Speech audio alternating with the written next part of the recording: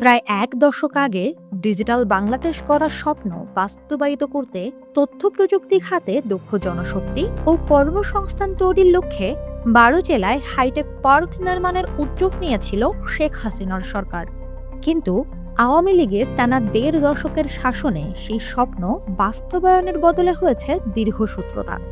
সময় গড়ানোর সঙ্গে ছোট হয়েছে প্রকল্পের পরিধি, অথচ এর মাসুল গুনতে হচ্ছে জনগণকে।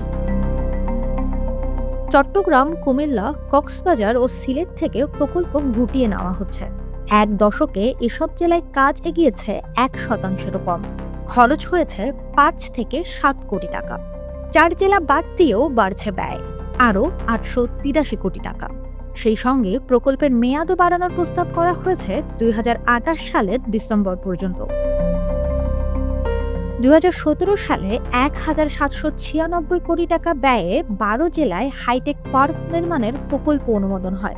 ভারতীয় ঋণ ও সরকারি অর্থায়নে নেওয়া এই উদ্যোগের লক্ষ্য ছিল প্রযুক্তি নির্ভর দক্ষ জনশক্তি ও কর্মসংস্থান তৈরি। কিন্তু ভুল নকশা, সংশ্লিষ্টদের অভিজ্ঞতার ঘাটতি এবং ভারতের শুল্ক ভ্যাট পরিশোধে পর্যাপ্ত বরাদ্দ না থাকায় শুরু থেকেই হোঁচট খায় প্রকল্পটি। দফায় দফায় মেয়াদ ও ব্যয় বাড়িয়ে এখন প্রস্তাবিত খরচ দাঁড়িয়েছে ২,৭৩০ কোটি টাকা। তবুও কাজ শেষ হয়নি। ক্ষমতার রদবদলের পর প্রকল্পটি নতুন করে যাচাই শুরু করে অন্তর্বর্তী সরকার।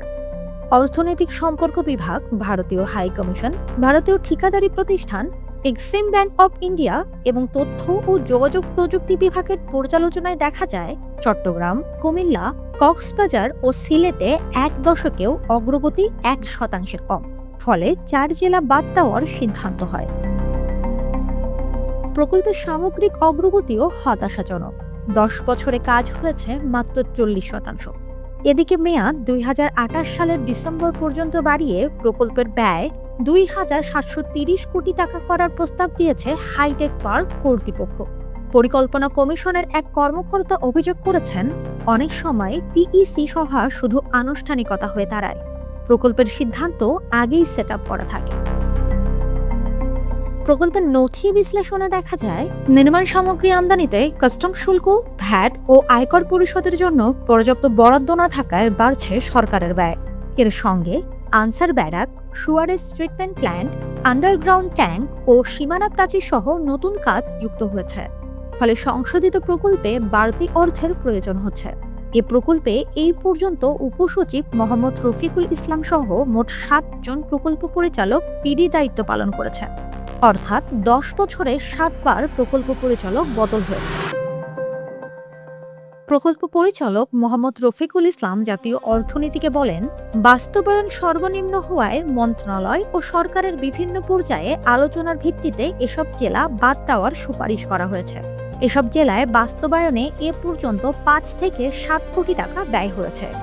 জুলাই অভ্যুত্থানের পর প্রকল্প বাস্তবায়নে কিছু চ্যালেঞ্জ তৈরি হলেও সেগুলো কাটিয়ে ভারতের ঋণ চুক্তির আওতায় বাকি কাজ চলমান রয়েছে। Institute for inclusive finance and ডেভেলপমেন্টের নির্বাহী পরিচালক ও বাংলাদেশ ব্যাংকের সাবেক প্রধান অর্থনীতিবিদ ডক্টর মুস্তফা কে মুজিরি জাতীয় অর্থনীতিকে বলেন, নির্দিষ্ট সময়ের মধ্যে শতভাগ কাজ সম্পন্ন করার যে লক্ষ্যমাত্রা ছিল তা অর্জনে ব্যর্থতার বিষয়গুলো গভীরভাবে খতিয়ে দেখা দরকার। কাজ কমেছে, জেলা কমেছে, কিন্তু ব্যয় কমেনি। এই অসামঞ্জস্যতার উত্তর কোথায় গেলে মিলবে জানা নেই কারো।